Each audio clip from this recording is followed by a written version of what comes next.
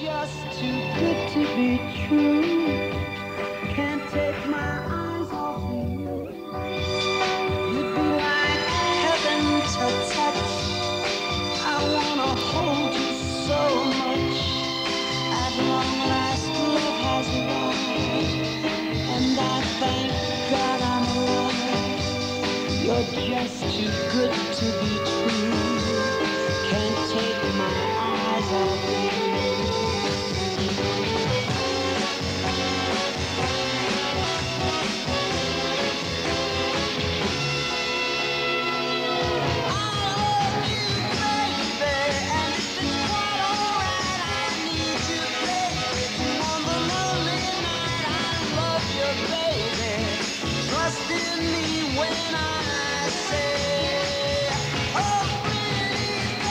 Surprisingly, the Four Seasons, from the beginning, has really been the work of two guys. Members of the group come and go, but to this day, Frankie Valli's partner is Bob Gaudio. Bob was born across the Hudson River in the Bronx, but he moved to New Jersey as a teenager and quickly got into music. He played in local high school groups, at dances, and church socials. He started to write music and came up with an astonishing success almost immediately. Man, dig that crazy chick. The first song I wrote turned out to be Short Shorts, which was not much of a song, but it was a very big hit record. And from that point on, I just kind of stayed with it. It sort of was a hobby when it first started and turned into being a business, and it's always been fun. He went from teenager to recording star literally overnight, taking most of the high school group with him. They were known as the Royal Teens.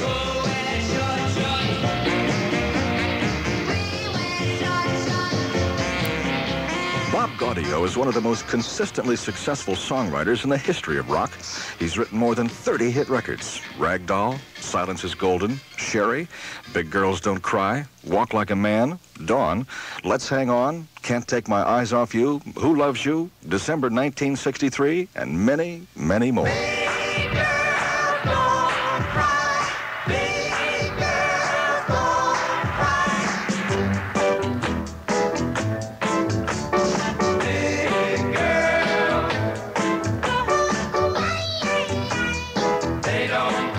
After a couple of years, the Royal Teens broke up and Bob Gaudio joined a new group that became the Four Seasons. They started slowly at first, but in 1962, the incredible parade of Four Seasons hits began. My flash recollections are, we recorded a song, it was called Sherry. We were playing at a local bar somewhere in South Jersey for the summer. The next thing I remember is Dick Clark played it on one of his Saturday afternoon shows, and 3 days later it sold 200 or 300,000 records, and before we knew it, it was #1. It was amazing. From obscurity to superstardom nearly in seconds.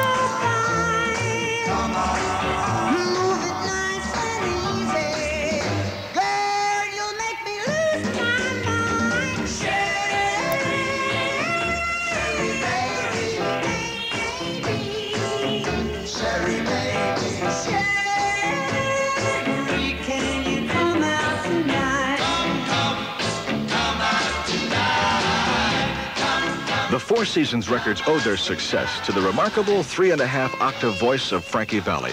Singing was his goal in music, but in those days, you couldn't just be a singer. I wanted to be a singer, but in order to work, you had to play and sing. All things turn around. Today, most groups are self-sustaining. They play and sing and write and everything. And I had one of those kind of groups in those days. At first, he didn't play an instrument, but when he tried out for a singing job and found he needed one, he got one fast. I lied and told him I played bass and went out and bought a bass from a pawn shop and took it home and played records and got a feel of what bass playing was like, and I faked bass with this guy's trio for 3 years. He quit school at an early age, firmly convinced that music was his life. It may well have been, but it wasn't yet his livelihood. He had to work at a variety of jobs just to keep eating. I was a hairdresser for a while. I worked construction for a while. I wasn't too proud to do anything. You know, I just wanted to escalate my life and get out of what I knew I could get out of if I worked hard enough. I just wanted to do something with my life. He was willing to work, yes, but not at anything that would jeopardize his music. I never took a job that promotions were in line and that whole kind of thing. If I felt that was happening, it already scared me and I wanted to get away from it. So I just stayed away from that kind of thing. I did fill-in work.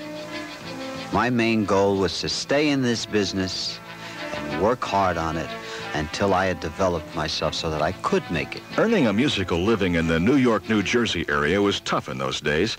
You had to be able to handle any kind of music. Frankie worked with groups under a variety of names, playing weddings, bar mitzvahs, high school proms, and anything else he could get.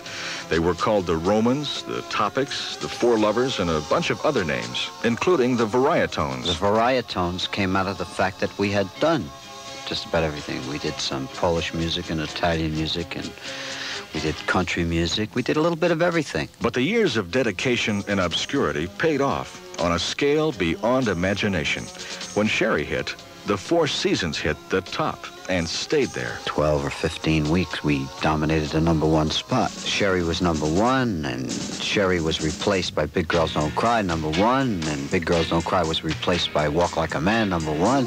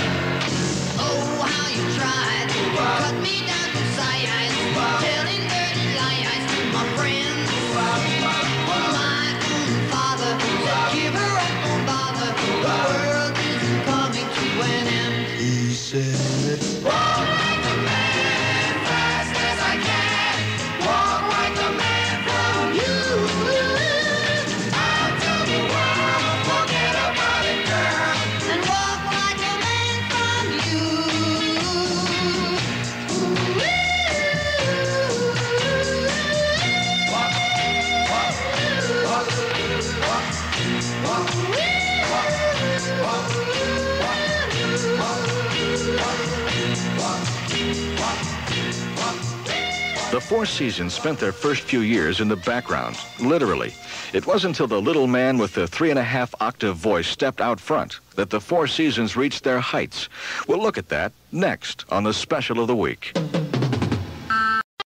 It didn't make headlines at the moment, but the turning point in the group's career probably came during the late 50s in Pittsburgh. Bob Gaudio remembers the first time he met Frankie Valli. We did a TV show together. He was with a group called the Four Lovers, and I was with my first group, which was the Royal Teens. And we just kind of struck up conversation.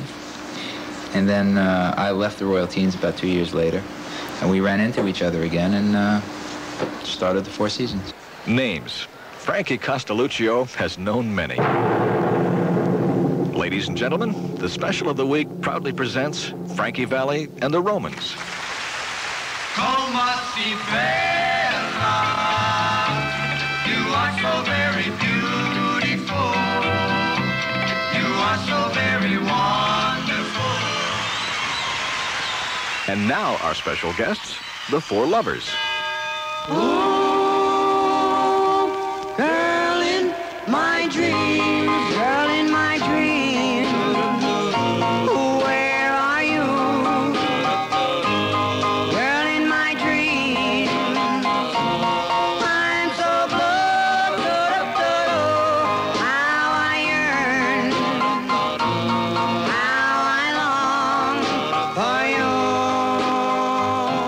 Initially, they still were the Four Lovers when Bob Gaudio joined them.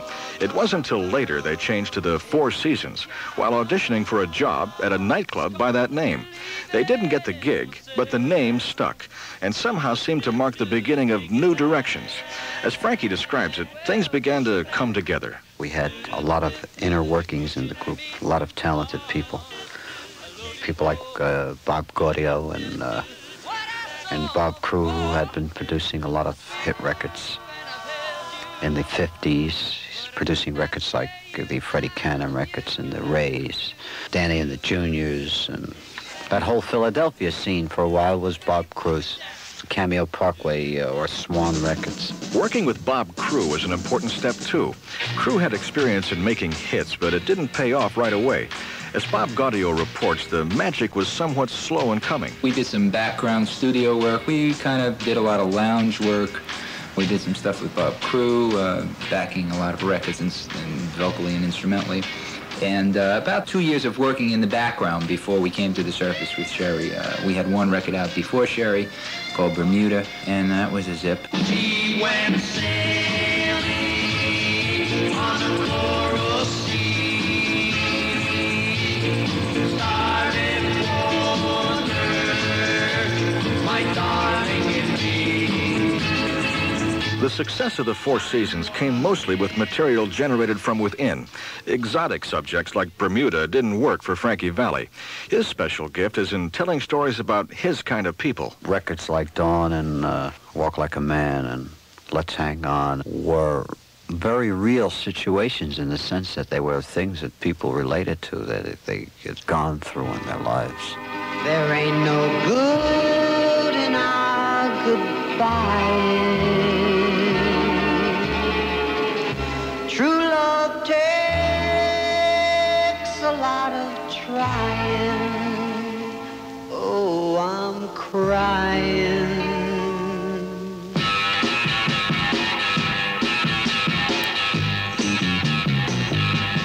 Let's hang on to what we got. Don't let no good we got a lot. Got a lot of love between us. Hang on, hang on, hang on to what we got.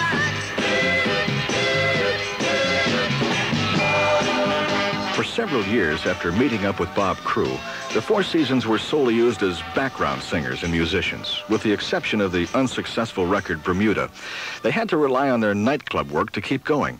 It was as an entertainer that Frankie Valli began to develop the full use of his incredible voice.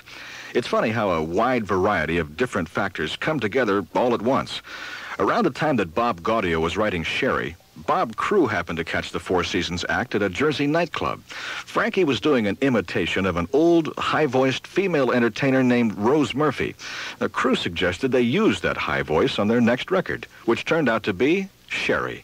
The record sold 180,000 copies the first day and set in motion the Four Seasons formula. Success equals Bob Crew producing and helping with writing, plus Bob Gaudio writing, plus Frankie Valli's voice. I've always had it. It's something that I just had naturally, and the people who were writing material for me or for the group in that period of time were taking advantage of the fact that I had more than a 3-octave range, and they wrote specifically to use that and utilize. Frankie can sing even higher than what we're used to from the Four Seasons. They once had a hit record with a Bob Dylan song, which was so unusual, they released it under another name, The Wonder Who. Frankie's always had that strange voice. We've used it on a couple of things in some of the older albums. I don't remember exactly how it went down, other than we knew we had a super track, and the arrangement was fabulous. We just knew it was there.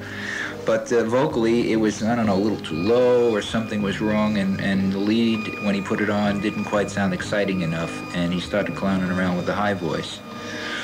And it started working. It started sounding really good, so we went through with it and finished the record that way, and convinced Phillips at the time to, hey, what's the difference? Let's give it a shot. We've got nothing to lose. And a station in Atlantic City did an interview, and we happened to have an acetate of it. And he said, hey, I would really like to put the interview on and play the record and just ask what's going on with the record. And we said, okay, great, but, you know, don't get us into any trouble. I mean, one time, because it's not a released piece of product, and Phillips will have a lawsuit, and so on and so forth. As it turned out, he played it every hour on the hour for like 2 weeks, and it became #1 at the station in requests, and the company was forced to put it out, and it went top 10. Oh, why, babe, why, babe?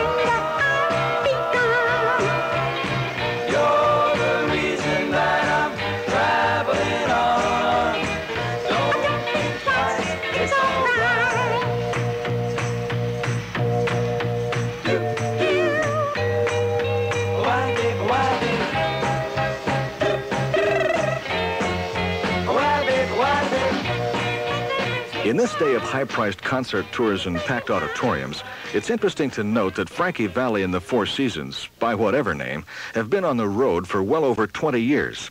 The skill of Frankie Valli in front of a live audience is the key to his great success today. I love what I do. And performing is as much, if not the most important part of what I do, as making the records and caring about the audiences. I came from that other side of the track. The larger majority of the world comes from that same side. These are the people you're appealing to. You only have to think a moment to realize the Four Seasons have had their ups and downs, both before and after success. Frankie's dynamic impact as a performer is what has kept him hanging in there. Hit records or not, he and the Four Seasons can always earn a living. The only thing that you can actually rely on in this business is that you go out and do a great show and people come in and see that show. And if the show is great, the next time you come back, they will be there again. During one of those hitless periods, the group signed with Motown Records. It was a bad move for Motown and the Four Seasons.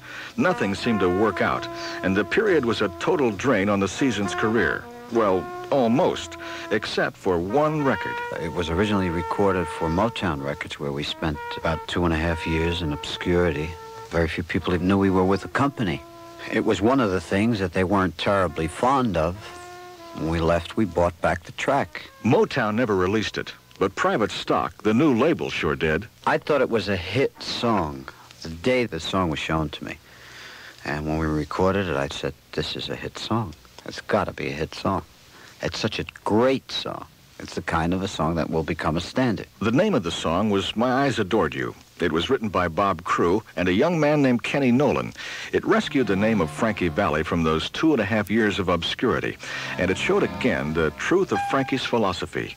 You talk to the people you know. I'm sure that every guy that was really hung up on a girl would have liked to be so poetic as to say to a girl, my eyes adored you. I mean, or can't take my eyes off of you. But that also depended on the neighborhood you came from. In a song, it was one thing. If you came from a rough neighborhood, you didn't tell a girl, my eyes adored you. It was different. The environment had an awful lot to do, but you didn't mind hearing somebody else say it. My eyes adored you. Oh, I never laid a hand on you. My eyes adored you. Like a million miles away from me, you couldn't see how I adored you. So close and yet so far. Carried your books from school, playing make-believe you're married to me. You were 5th grade, I was 6th when we came to be. Walking home every day over Barnacle Bridge and Bay, till we grew into me and you went our separate ways. My eyes adored you. Oh, I never laid a hand on you. My eyes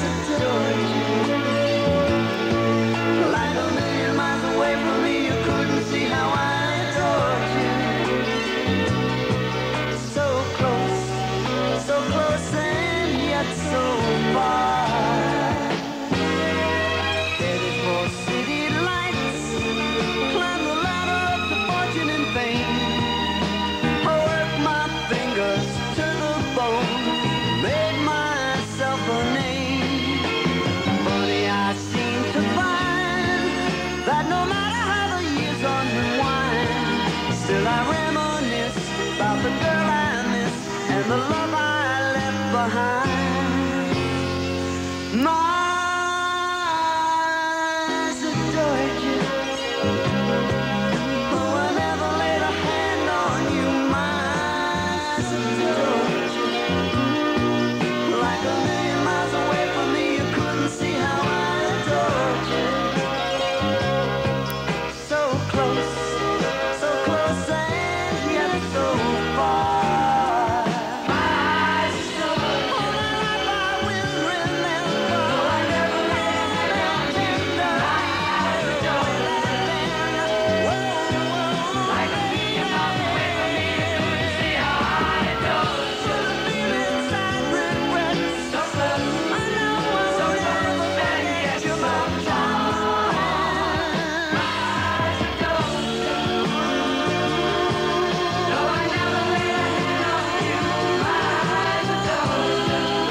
Next, we examine the Four Seasons. Are they people? Are they an idea? Or are they just a state of mind? The Seasons of today bear almost no resemblance to the guys who used to sing behind Frankie Valli. Basically, I'm the only original member in the group of the active working members. And ain't nobody gonna come along and take that away, because I love what I do. It's not surprising that the group, or rather the name, occupies an emotional place in Frankie's memory. It's like having a child.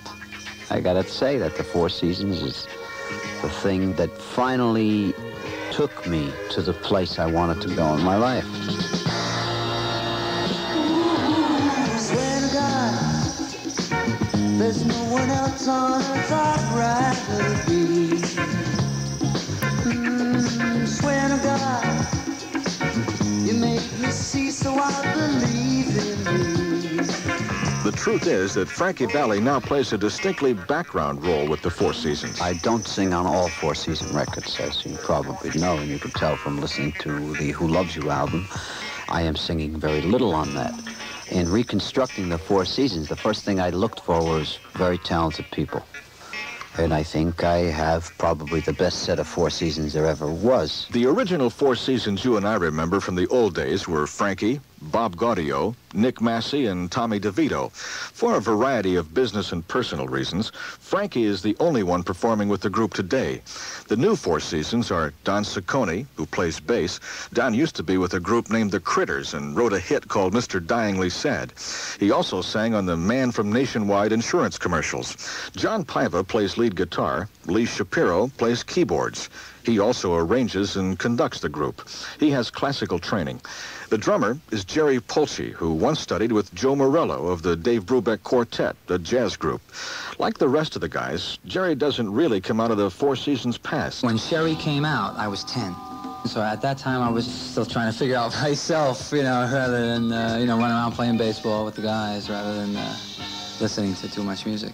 Jerry typifies the new emphasis of the Four Seasons. At one time, the Four Seasons were noted as a vocal group. I mean, Frankie Valli, Four Seasons, the whole idea of the harmony and the tight-knit vocal qualities. They were good players, but now the band is comprised of very good players, and our vocal prowess is matched by our musical prowess. So now, no matter what we sing, we can always back it up with good music. The Four Seasons keep pace with the times, but the pace setter is still Bob Gaudio. Bob writes all their songs, with Judy Parker now, and produces the group. They're better musicians today because that's the direction he's going. The new group is completely schooled. Everybody reads, everybody plays, and even though they've been schooled, they still have come far past that and are into their own thing now. The new developments of the Four Seasons have given Bob Gaudio a whole new lease on musical life. Well, there's much more leeway for me. It's much more exciting as a writer because I can stretch out. The albums, I think, are much more diversified. The Four Seasons were never known to be an album group, but I think they are now, and in the future it's going to get even bigger. Bob hasn't toured with the group for several years. He still sings and plays on albums, but he doesn't like appearing live. When I was in the group, I was never Mr. Excitement on stage. It was never quite my thing. I always kind of felt like the little goldfish in the bowl. I stayed with it. I learned a lot by being on the road, but I really think it took away from me personally as a writer. and as a producer, and I'm much happier now just doing that. The first album from the current Four Seasons produced a smash single called December 1963. Originally, Judy and Bob wrote it as a story about the repeal of Prohibition. It was called December 5th, 1933. The lyrics went something like this. Mush and mash beneath their feet, doing the Charleston in the street. Ain't no way to be discreet, rolling round in a rumble seat. Oh, what a night, December 5th in 1933. And we had a long discussion after the song was written. We'd already laid down the basic musical track, and we proed and conned it a little bit, and then Bob went home and rewrote the lyric to fit a generation that would understand. As Frankie suggests, the song needed to be a little more now. Who knows what would have happened had they not changed it, but they did. And the world was treated to a very contemporary story. Not about booze, but a young man's first experience with a girl. Oh, what a night. Late December back in 63. What a very special time for me. As I remember what a night. Oh, what a night. You know I didn't even know her name, but I was never gonna be the same. What a lady, what a night. Oh, I got a funny feeling when she walked in the room. As I recall, it ended much too soon.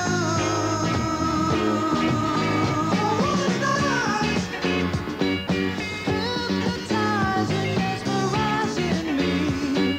She was everything I dreamed she'd be. Sweet surrender, what a night.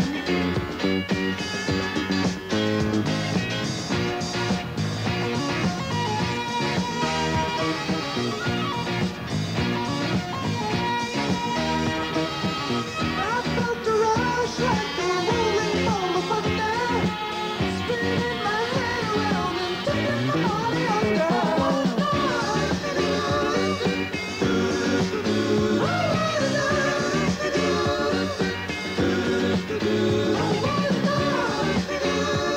Frankie Valli and the Four Seasons have become two separate acts on two different record labels, with maybe even twice as much money.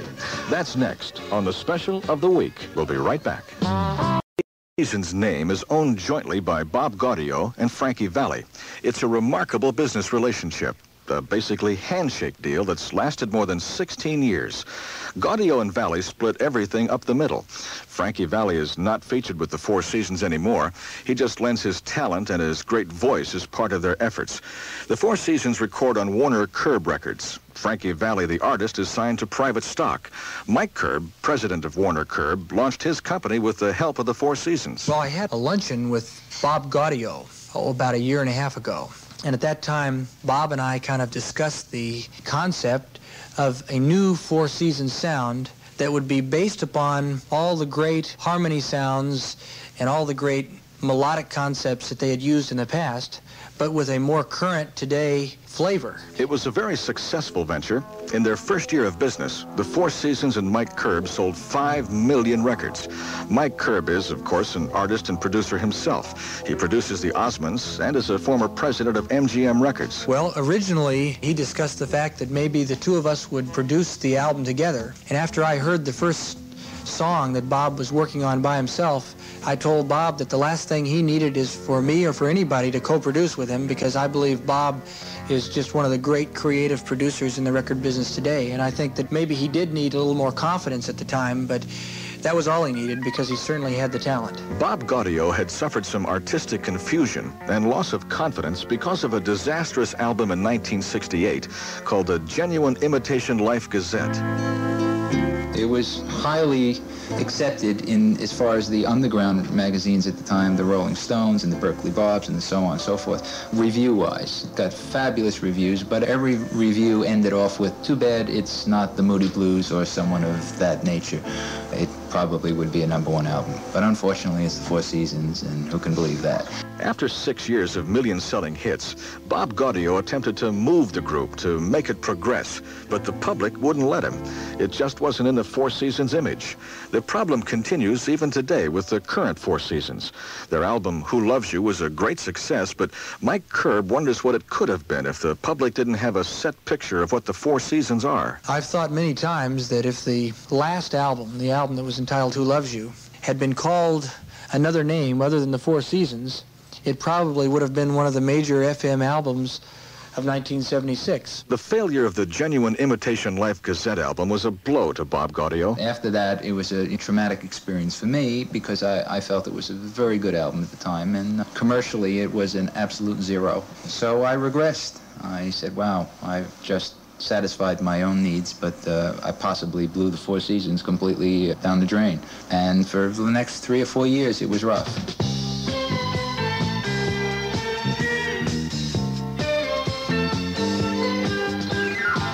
But time has been good to the Four Seasons. They've recovered, reorganized, and restaffed. And now they're back in the fight for change. The fact that the drummer in the group has had the jazz influence, and I think the fact that Frankie is being utilized, again, Frankie has probably the greatest vocal instrument anybody could hope to have. And in effect, Frankie's voice is used on the Four Seasons albums at this point as an instrument. The very diverse backgrounds of all the members of the group, including Frankie, and of course with Bob's immense creativity, I think this blend will take the Four Seasons into some very unique musical directions in the future. Nobody wins them all, but the real pros keep hanging in. Like his partner, Frankie Valli, Bob Gaudio is accustomed to winning in the long run. It's interesting to work with Bob because while he's developed this great sense of progressive creativity in terms of today's music market, he's also the same Bob Gaudio who wrote Sherry and who wrote probably 30 major Four Seasons hits. So Bob has that tremendous commercial side of him, and when you blend that with the immense creativity that he has, I just can't imagine a more exciting group in terms of future prospects.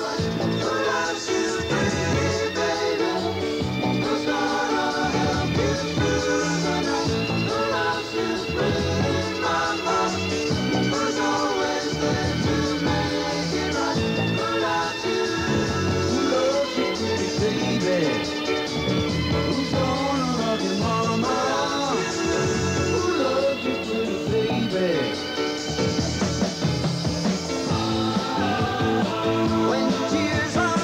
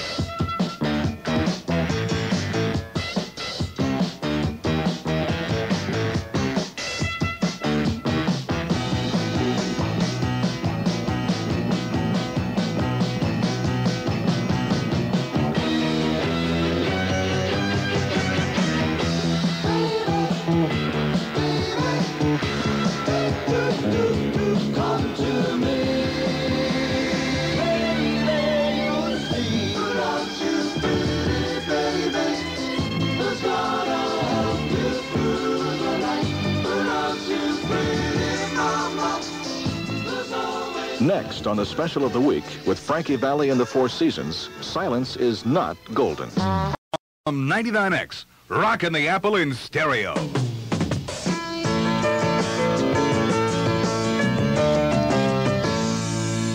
It's pretty clear that the friendship of Frankie Valli and Bob Gaudio is the key to the Four Seasons' success. Their separate contributions are really indistinguishable. As Bob puts it, being partners, we discuss everything and go over material and pick things and fight and scream and yell about things. So I'm involved in that, and I'm involved in the road show and what's going on with that and the whole operation from a business standpoint. I get involved in that too. Their relationship was put to the most severe test in the late 60s when the Four Seasons business empire began to come apart. A combination of personal disagreements and mistakes beset the group.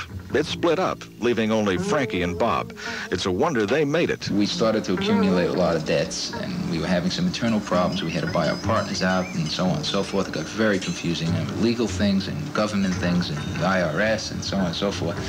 But we didn't want to run away from the debts, and they totaled well over $1 million. The debt was actually $1,400,000, but they paid it off when most people would have thrown in the towel. We just didn't want to walk away from them. Maybe we're stupid at the time.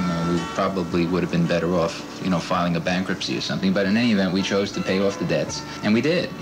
Frankie spent a lot of time on the road, worked twice as much as he could physically handle, and within 3 or 4 years, things started coming about, and the scuffling started to ease up a little bit.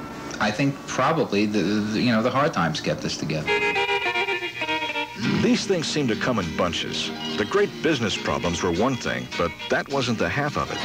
Silence is golden, golden, what my eyes still see. Silence is Golden was a big hit for Frankie Valli and the Four Seasons, but the sounds of silence descended suddenly with very little warning on Frankie one afternoon in 1967. He was going deaf. Voices, including his own, began to fade away. They called it otosclerosis, a building up of calcium in the ear that results in total silence. He's had corrective surgery with considerable success and pain. He's won the battle so far, but the future is uncertain.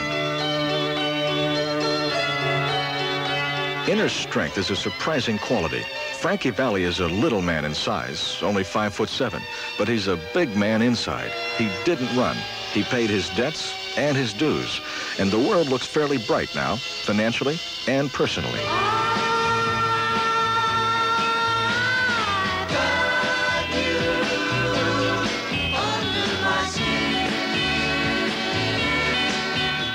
I am presently with a dynamite lady whose name happens to be Mary Ann, a very beautiful girl, very bright, who has been a very, very important instrument for me with the new success, the constant believer when you almost want to give up sometimes. It's nice to have somebody like that around. Diane Bennett is a columnist for The Hollywood Reporter, a daily entertainment newspaper.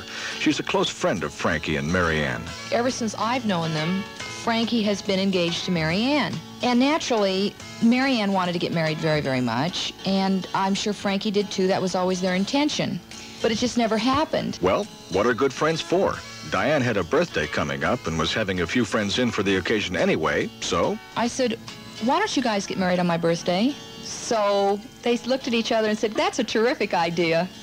And they ran out and they got all the paraphernalia. We hired the Beverly Hills judge here, and we had it on my back patio, and it was fantastic. Besides being the Valli's friend, Diane is a shrewd professional observer of the entertainment business. She has some interesting insights into Frankie's success. How many rock stars put their group to the foreground? They usually try to shove them in the back. So here's Frankie again, proving what a good businessman he is. I mean, obviously it benefits him, but he doesn't put his ego always on the front line. He's willing to let these guys step up and be stars on their own. It would seem that a mature personality is good for business. They're very New York, Frankie and Mary Ann. If you can rent it, I mean, they're really not into buying. So I leaned on them, and they finally bought a house in Beverly Hills. And the bottom line is they made $150,000 profit in 1 year upon the sale of that house in Beverly Hills. So now they're looking at a house up in the hills in Beverly Hills for $400,000 that they're sure they can sell in a year or two for much more. And they're looking also to buy a house at the beach for another $400,000. Turning on to what we got. Don't let go.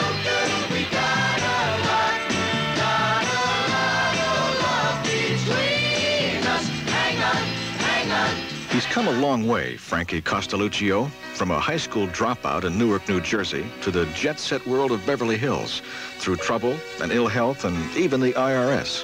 He never stopped. I'm one of those kind of believers who thinks that there is nothing that cannot be accomplished by an individual, depending upon how much you want to put into it and how much guts you have.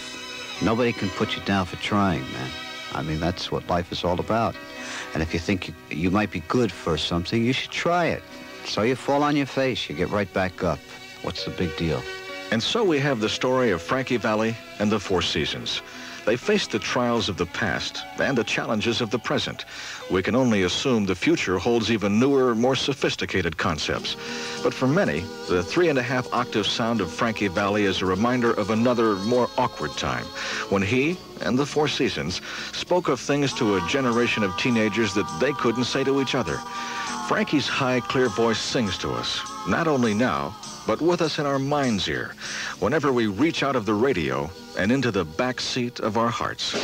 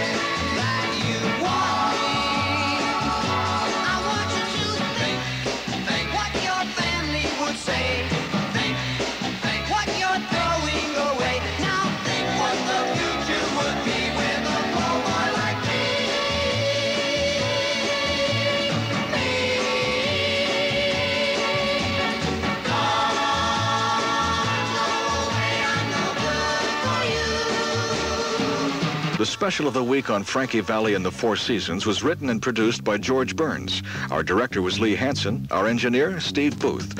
Special thanks to Dave Schwartz and Steve Resnick for their help finding the rare Frankie Valli recordings.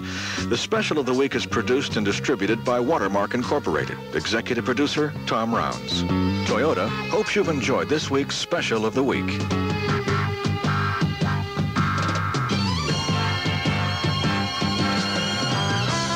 Toyota's TDK recording tapes and Crazy Eddie have proudly presented the 99X Special of the Week.